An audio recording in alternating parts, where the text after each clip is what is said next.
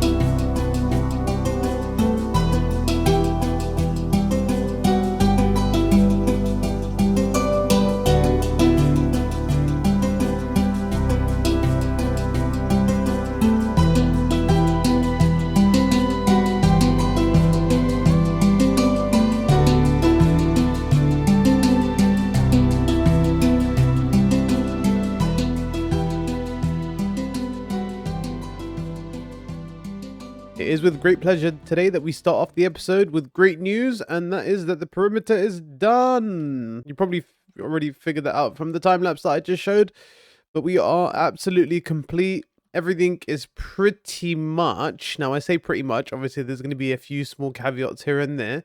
The entire perimeter is pretty much done, and everything is kind of ready to get things going now, I think. But there's obviously a few things I need to consider. Number one, obviously, here is going to be we have decoration to do. Can't forget decoration, obviously. The second thing is, oh wait, hold on. Whilst we're out here, got a little bit of a stray stone hanging around. So yeah, obviously, the thing that we're gonna have to keep into consideration, we still got some decoration and stuff we need to do, and we also need to figure out what we're gonna do with the floor over here. Now, here's the thing: I was supposed to initially run the world eater, and obviously we were going to end up with a flat floor if we had used the world eater properly. Unfortunately, I didn't use the world eater properly, so therefore we have like holes in here and stuff like that. So I might need to go around filling the gaps in the floor up. I'm not 100% sure yet, but that might be the potential plan. The other plan was to maybe flood the whole place, but I don't know if you can flood everything. Well, I'm pretty sure that you can't flood everything whilst there's gaps in the bedrock like this. So I think I'm gonna have to go and place a floor on top and then try and flood it. If I do that, then well, that's gonna be a whole different scenario. Whoops, it's gonna be a whole different scenario. Obviously, the smarter thing here to do would be just to break any of the extra pieces of stone or whatever that is exposed that a mob can spawn on, like that. Although actually that's probably a little bit too short. But like places like this are places that mobs can spawn on. So we're going to have to go around and basically get rid of things like that wherever I can. But other than that, yeah, we should be pretty good. The ultimate plan here is going to be obviously to lay a floor down, then put glass on top of it, which it's going to be another whole nother story that we're going to get into maybe on the next episode. But yeah, we're pretty much done. We're going to start designing the walls and the floor eventually, probably in the end of this episode or maybe on the next one. We'll figure that out. But I wanted to dedicate things on this episode to something a little bit different. So as you're probably aware, when it comes to designs for a witch farm, there's not a huge amount out there. There's obviously, you know, all the usual ones that you're used to. There's the shifting floor designs. There's the ones using water streams, which we're obviously not going to be utilizing water stream ones here because I didn't just empty out a perimeter to be using water streams. I'm not that lame. But there's obviously the water stream ones. There's also like the new Hoglin ones. Then there's the more popular ones that have been around recently, and more so recently. But the ones that require also the most work. That's the light suppressed portal farms. Now, if you haven't already seen them, I would advise that you go and check some of them out. I'm actually recently joined a technical server in the name of Ambition Craft, and there is a member of Ambition Craft called Sensei. I'm going to try and see if I can link his channel below. He has some videos on light suppression and light suppressed witch farms and whatnot. So I'll see if I can leave the video below for you guys. But ultimately, it is to use portals and that have like kind of like a glitched light mechanic. And having done so allows the witches to spawn inside of portals, which means that they can spawn inside of portals and then be absolutely quickly removed from the mob cap without any real like time in the actual game. They then get spawned to the nether, in which case they die. So actually using that version of the witch farm increases the rates. I think it goes from like 4,300 an hour to 4,500, so it's actually the fastest that you can possibly go. But I actually did a little bit of thinking about it and kind of came into the consideration that there's not really too much point putting in that much effort for just, you know, a few extra 100 drops an hour. I thought about it for quite a bit, but I mean, if you check out the video from Sensei, you probably kind of get a good idea of how much work is involved to light suppress and portal suppress the farms and stuff. It's a lot more work than I really want to put in, so I'm probably just going to go ahead and ignore that. So I put my little thinking cap on, which I'm wearing right now, obviously, and I decided to see if I could think of anything that might be worthwhile. See if there's something I can kind of make a hybrid. Because ultimately, the goal is to gather the witches into one central location, and then have them have the ability to use looting on them, so I don't actually have to just rely on them having drops.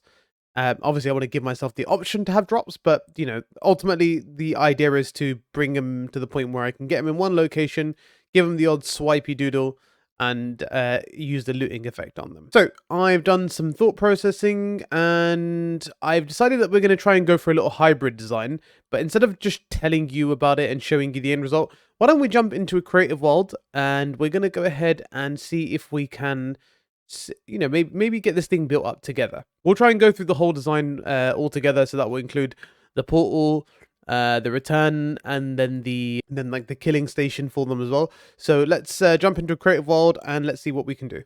And actually, before we do that, I do want to mention one more thing. One of the other things that Sensei actually did end up mentioning to me as well was that it was probably not all that worthwhile doing the quad witch hut when you consider that the new raid farm, the CCS raid farm, is so overpowered and kind of works way more efficiently than the quad witch huts.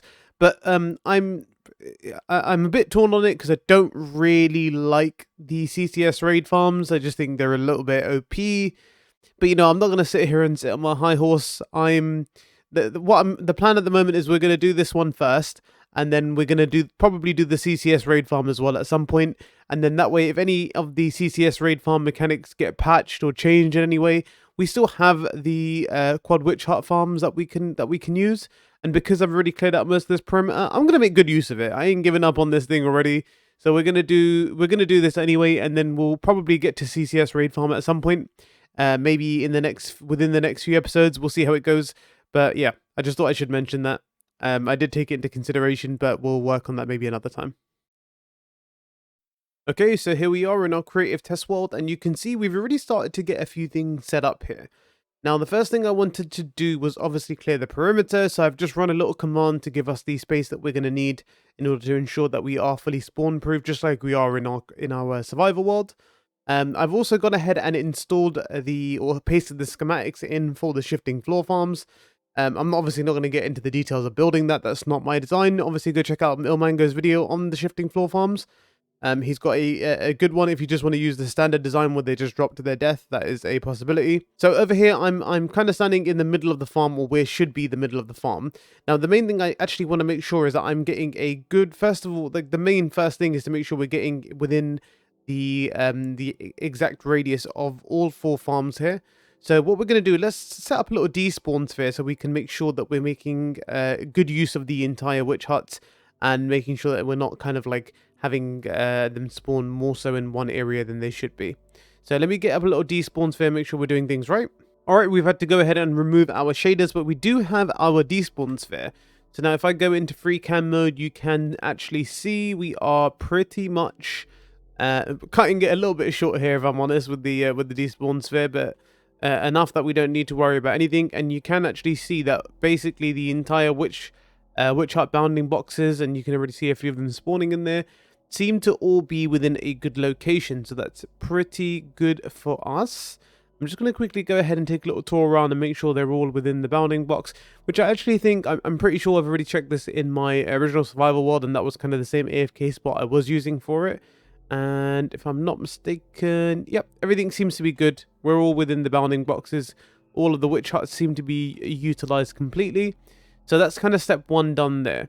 Now, what you can actually notice from this little bit here is that the witches are actually despawning before they're hitting the floor. The reason for that is because they are basically outside of range of where I'm standing at the moment, which is why using the farm that I'm planning on using at the moment will probably be a really good idea, because you don't have to worry about them falling and then disappearing before they actually reach their death. You're going to have the ability to have them drop into the portals without any issue. So, okay, step 1 on finding the despawn sphere is all good. Now, step 2 is to figure out what we're going to do with portals. So, obviously, we want to place the portals to a point where they can fall in and be removed from mobcap relatively easily. But we also don't want to have the situation where the light level is affecting the most lowest spawning platform, which is something that I thought of already. So, let me get closer to one of these witch huts. And what we can do, we can build up on one of them, and then we can just paste over to the rest. So, let's see how that works. Okay, perfect. Now, what we're going to do, we've chosen this one as our little temporary solution. So the first thing we want to do is figure out how close we can keep the portal, or the portal block, or the actual entrance of the portal to the very top of this pot here, without actually detrimenting any of the spawn rates. Now, obviously, when the floors are like this, you're gonna get no issues in light level, which you can see here. You can see the light level is going to be 0, and it should stay 0 even if I change, for example, this block, and that should give us a good idea. So now that's basically relatively close to the actual thing. So you can see no issue with this right now. The only issue is going to be eventually. Let's go ahead and do that. Okay, so you can see light level 6 here. Now, I'm not sure if that's due to the portal block, but let's have a look. If I come back up here again, yes, so that was due to the portal block, because if we do that, if we fill that same place up again, you can see light level 6. Now, that's actually not a big issue. That could actually work for us, because I believe they need 7 or below in order to spawn, so we can keep them pretty much as close as we want. This is interesting. I thought that it might be an issue, but considering that the portal's not going to be that much of an issue there, I do wonder if I can even move it a little bit closer and put the portal here. So let's go ahead and try that.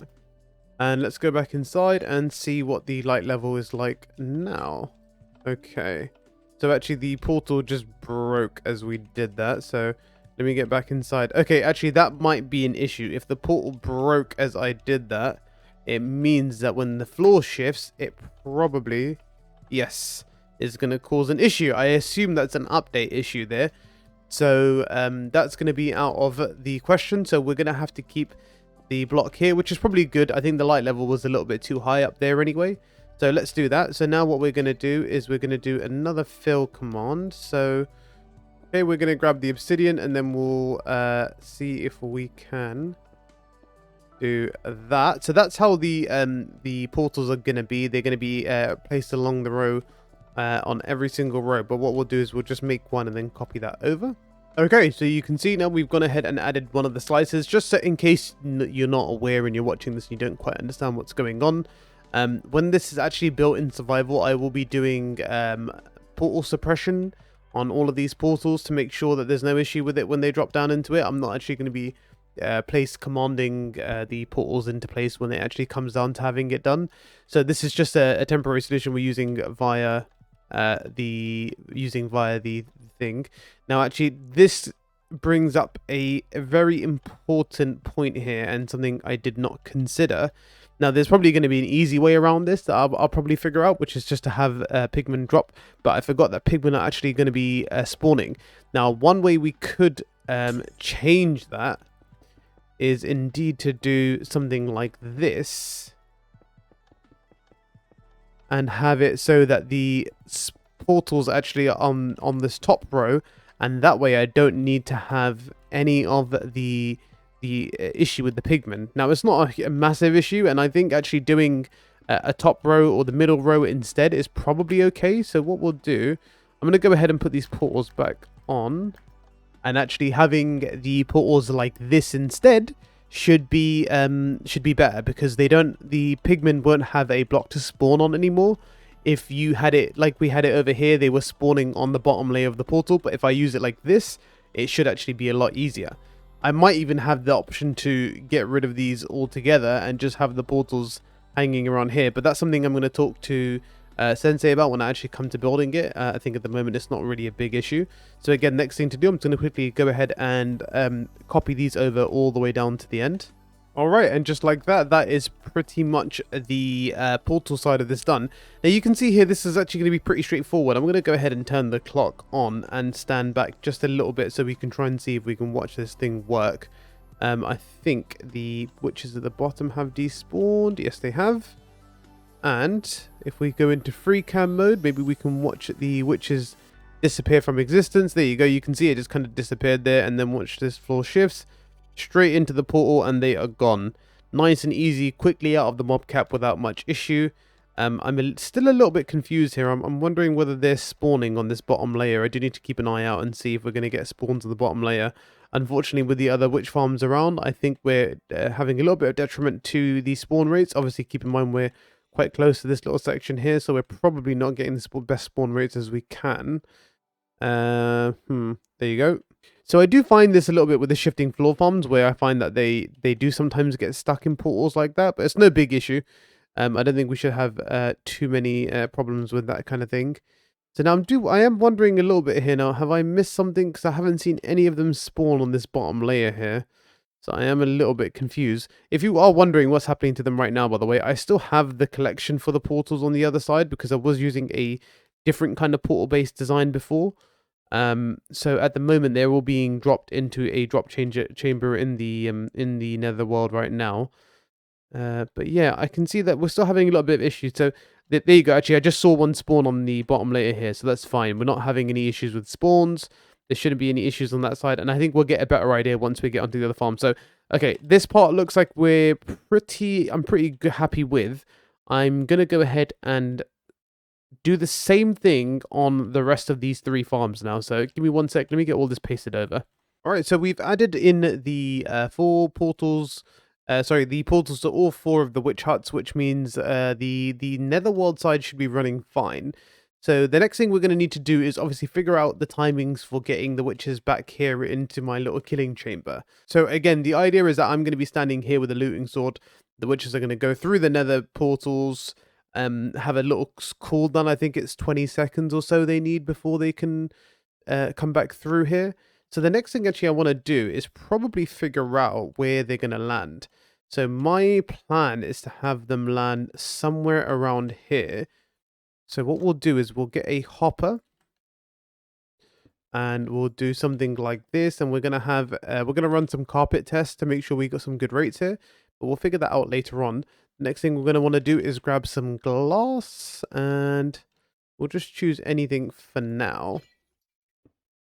And basically what we're going to do here is build up a few blocks. So we're going to go something in and around, like, we go ahead and get some carpet laid over here. So we're going to want to go around 20 blocks, so they're kind of like nice and softened up for us once they land.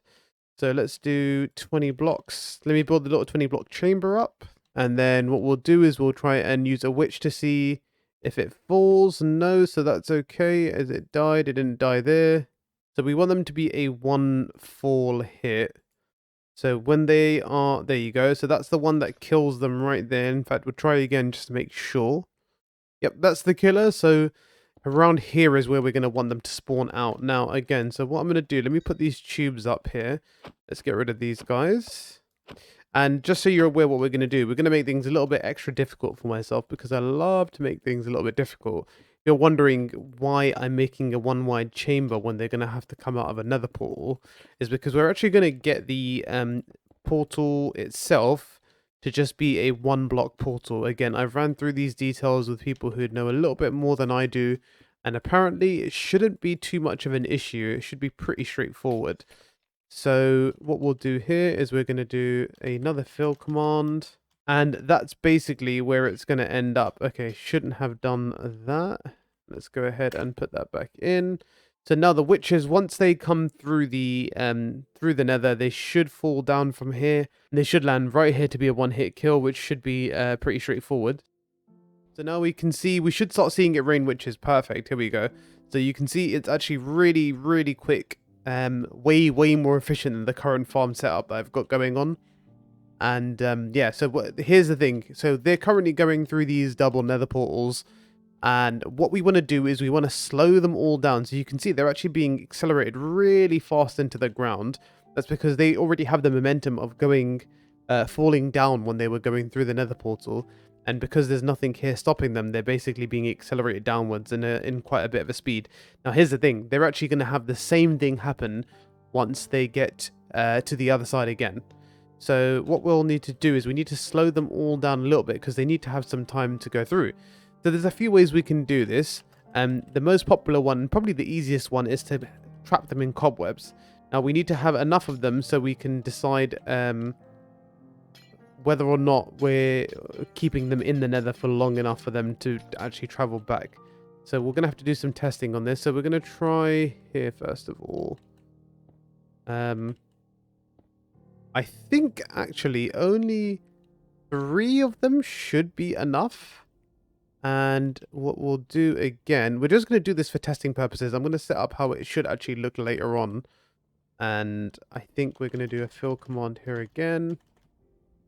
And we'll do that as portal. Okay, so putting the portals up at the top there are not working out how I want them to be. Because they're actually having the witches fall through. So we're going to have to try and bring this down a little bit and see if we can make this work in any way. No, so you can see that actually they're still coming through on that side. Right. This might cause a little bit of an issue. And I don't really know what the solution to this is going to be. Okay, so I'm currently having issues when it comes to the portals. So the issue at the moment is that every time I try and spawn a portal down there, it's actually having the witches spawn through there instead of having them spawn through here and then fall into it. Now, I'm assuming this is a height map issue, which shouldn't be a huge problem to fix.